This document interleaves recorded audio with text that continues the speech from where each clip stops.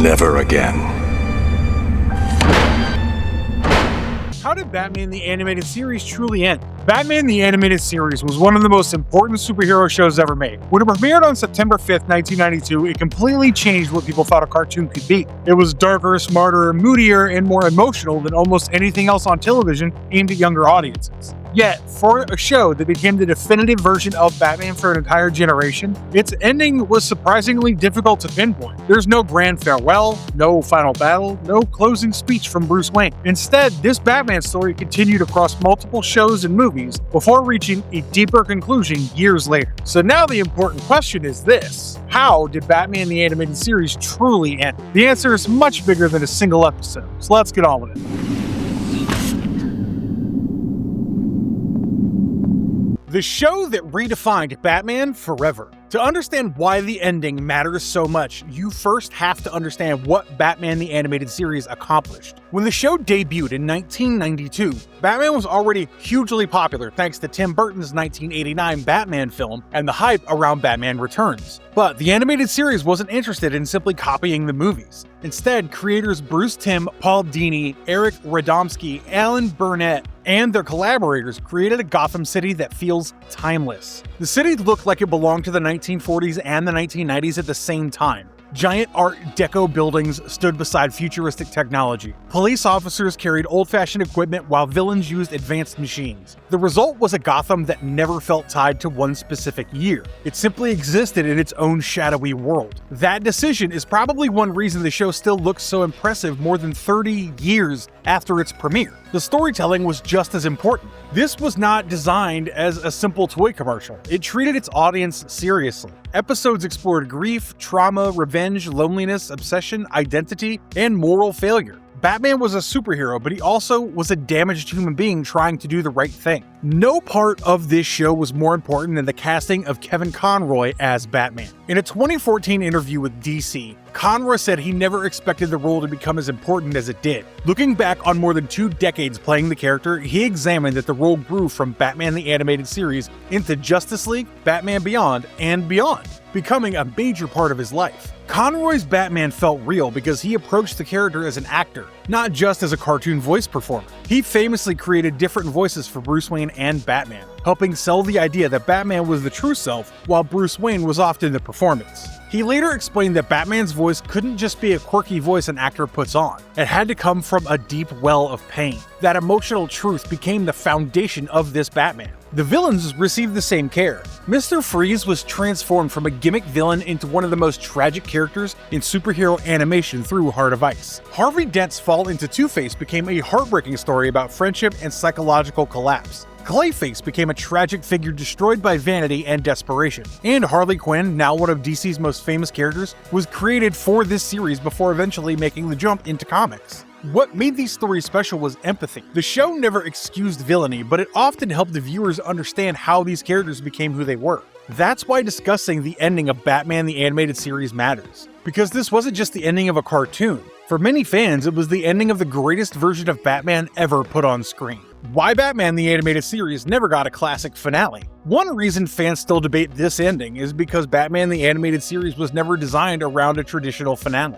Unlike modern streaming shows, television animation in the early 90s often focused on syndication. Episodes were produced to stand on their own. They could air out of order, repeat easily, and still make sense to viewers. That's exactly what happened with Batman the Animated Series. The first episode produced was On Leather Wings, but the first episode aired was The Cat and the Claw Part 1, which premiered on September 5th, 1992. That tells you a lot about how the series worked. Production order and broadcast order were not always the same thing. As a result, nobody really sat down and wrote a final farewell episode of Batman the Animated Series. The series didn't end in the modern sense, it evolved. Rather than receiving one grand conclusion, Batman moved into a new phase. The creative team remained largely intact. The voice cast continued. The continuity kept going. The world kept moving forward. Instead of a goodbye episode, viewers got to retool it. And that retooling became the new Batman Adventures. This distinction is important because many fans think that Batman the Animated Series ended and a totally separate series replaced it. But in practical terms, the new Batman Adventures was the next chapter of the same animated continuity.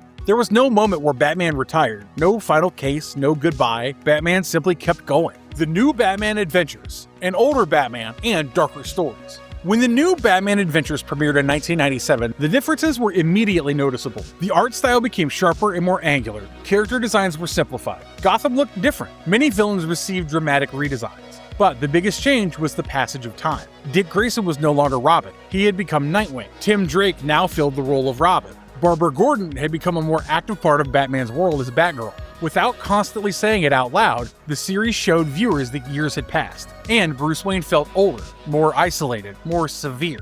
One of the most important episodes of this era was Old Wounds. This episode finally revealed why Dick Grayson left Batman's side and became Nightwing. The story painted a complicated picture of Bruce Wayne. He genuinely cared about Dick, but he struggled to express it. His obsession with the mission repeatedly damaged his personal relationships. Old Wounds may be one of the clearest examples of the DCAU openly criticizing Batman. Not because Bruce was a bad person, but because he was a flawed one. His inability to connect emotionally pushed away someone he loved.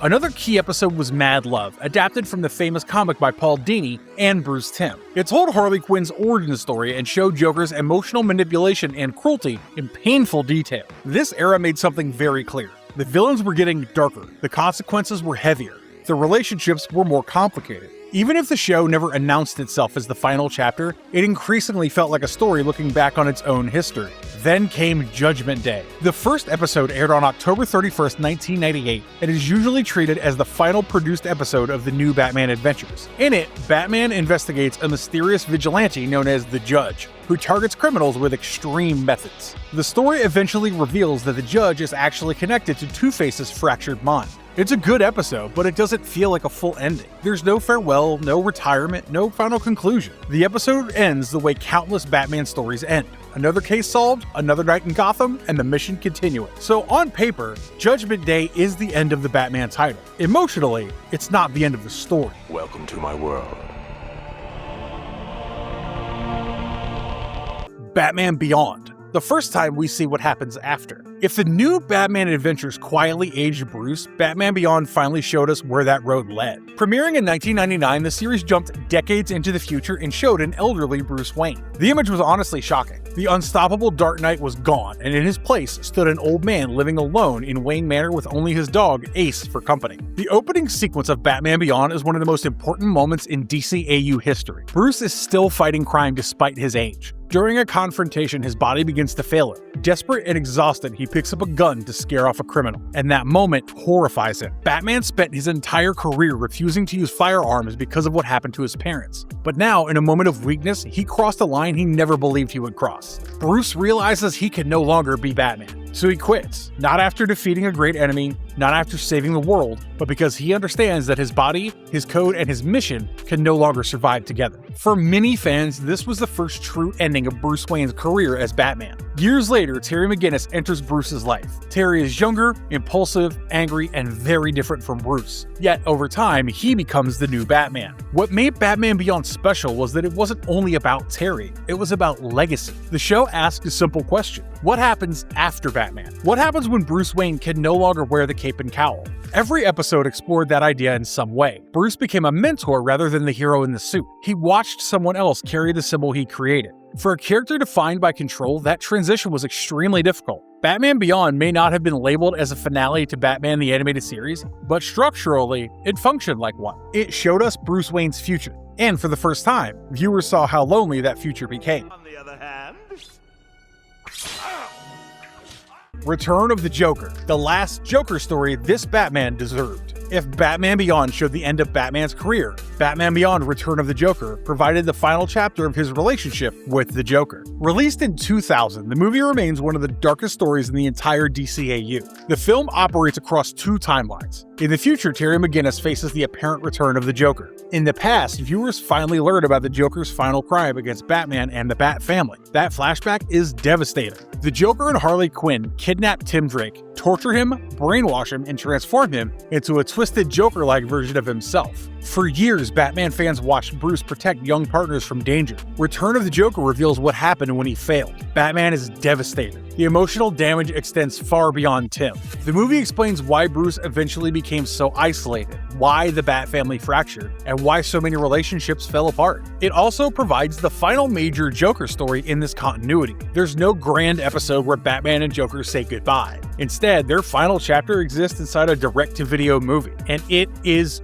brutal. The original uncut version and the edited version handle the Joker's death differently, but both versions keep the same core emotional truth. Joker's final crime left permanent scars on Bruce, Barbara, Tim, and the entire Bat family. In many ways, Return of the Joker functions as the ending that Batman the Animated Series never had. It closes the book on Batman's greatest enemy, and it does so with consequences that shape Bruce Wayne for decades.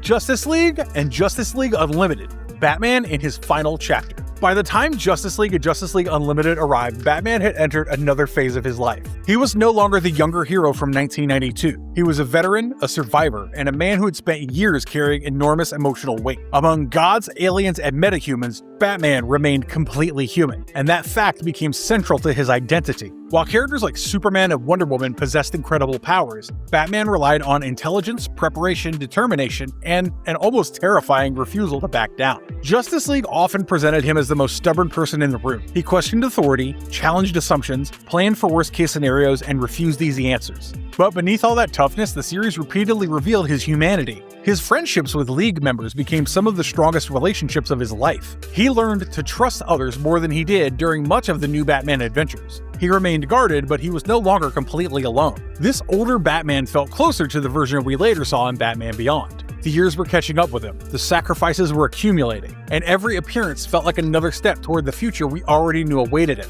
All of this ultimately built toward one episode, Epilogue. Epilogue, the real final chapter of the DCAU Batman story. If you ask where Batman the Animated Series truly ended, the strongest answer is not in an episode of Batman the Animated Series at all. It's in Epilogue. Epilogue aired on July 23, 2005, as Justice League Unlimited Season 2, Episode 13. It was created as a major farewell to the Batman Beyond story and, in a broader emotional sense, to the DCAU's Batman arc. The story focuses on Terry McGinnis after he discovers shocking information about his DNA. Terry confronts Amanda Waller and learns that his genetic connection to Bruce Wayne is not an accident. Waller explains that a secret project attempted to create a new Batman by rewriting Terry's father's reproductive DNA, so Terry would be Bruce's biological son. At first, the revelation seems enormous. It sounds like the episode is saying that Batman is defined by genetics, but that's not the point. The point's actually the opposite. The heart of the episode comes through Amanda Waller's memories of Bruce Wayne. Years earlier, Waller had encountered a young girl named Ace from the Royal Flush gang. Ace's powers had become dangerously unstable. When she died, the resulting psychic backlash threatened countless lives. Cadmus had prepared a weapon to eliminate her, and Batman volunteered to go. At first, that sounds like a typical Batman mission, but it's not. When Batman reaches Ace, he discovers that she already knows she's dying. She knows he's been sent to stop her. She even knows that he won't kill her. Instead of fighting her, Batman sits beside her. He talks to her. He treats her with kindness. He sees a frightened child facing death alone and refuses to let her die alone. So he stays with her, holds her hand, and remains beside her until the end. Many fans consider this one of the greatest Batman scenes ever created. Not because Batman wins, not because he defeats anyone, but because it captures who he truly is. A man defined by compassion. Amanda Waller realizes something important in that moment. Batman's not special because he suffered. Many people suffer. Batman is special because he refused to let suffering destroy his humanity. That realization changes her understanding of Batman. It also changes Terry's. Throughout Batman Beyond, Terry worries about living up to Bruce's legacy. Epilogue finally answers that concern. What makes Terry worthy is not his DNA, it's his choices. He chooses to help people.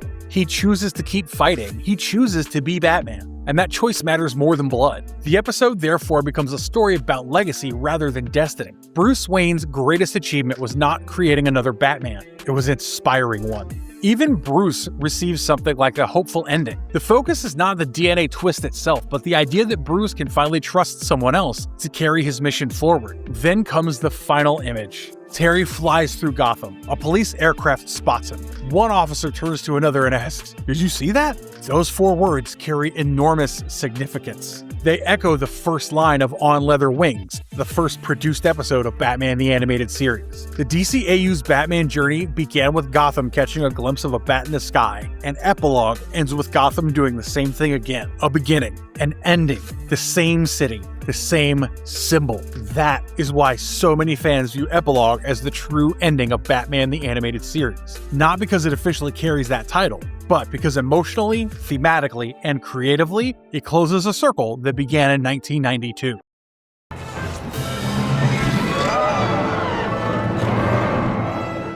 So what was the actual last episode of Batman the Animated Series? The literal answer is simple, but it depends on how you define Batman the Animated Series. If you mean the original Batman the Animated Series production era before the redesign, then the final episode depends on broadcast and production ordering. If you mean the broader Batman animated continuity under the Batman title, then the final produced episode of the new Batman Adventures was Judgment Day, which aired on October 31st, 1998. But that wasn't really an ending. No major storyline concluded, no character arc reached a final destination, no farewell occurred. Batman simply moved on to another adventure. In contrast, Batman Beyond, Return of the Joker, Justice League Unlimited, and especially Epilogue actively dealt with aging, legacy, retirement, loss, guilt, and succession. Those stories function as a finale spread across years of storytelling. So the answer depends on the question. What was the last Batman title episode? Judgment Day. What was the real emotional ending? For many fans, Epilogue. The creators didn't end Batman in one episode. They ended him across that entire universe.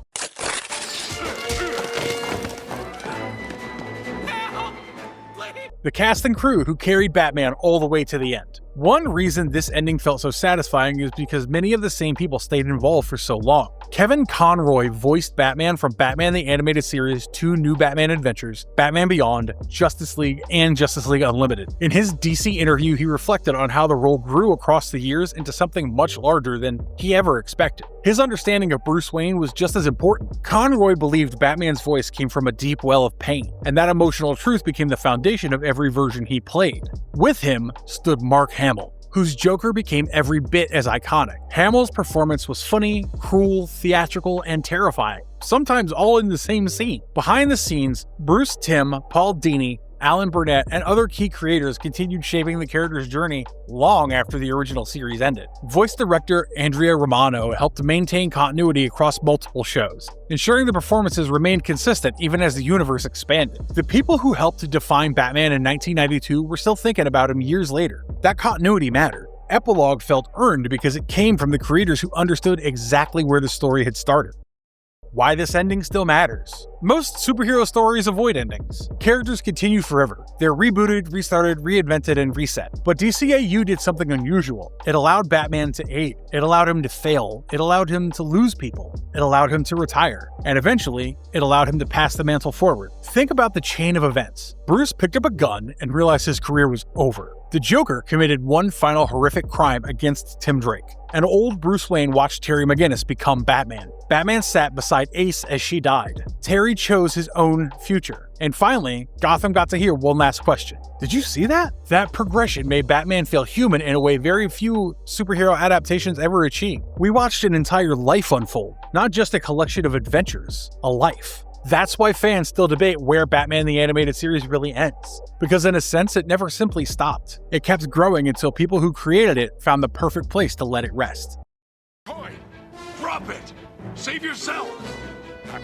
On paper, Batman the Animated Series doesn't end with one grand finale. The last Batman title chapter is usually treated as Judgment Day, a strong episode that simply happened to be the final produced episode of the new Batman Adventures. But the story Batman the Animated Series started continued through the new Batman Adventures, Batman Beyond, Return of the Joker, Justice League, and finally, Justice League Unlimited. There, in Epilogue, the DCAU closed the circle with a line that echoed the beginning of Batman's animated journey. And that's why so many fans see Epilogue as the real ending. Not a single episode, an entire universe saying goodbye to its Batman. So with that, we come to the end of this video. Where do you think Batman the Animated Series Batman story truly ended? Don't forget to let us know. And hey, did you see that?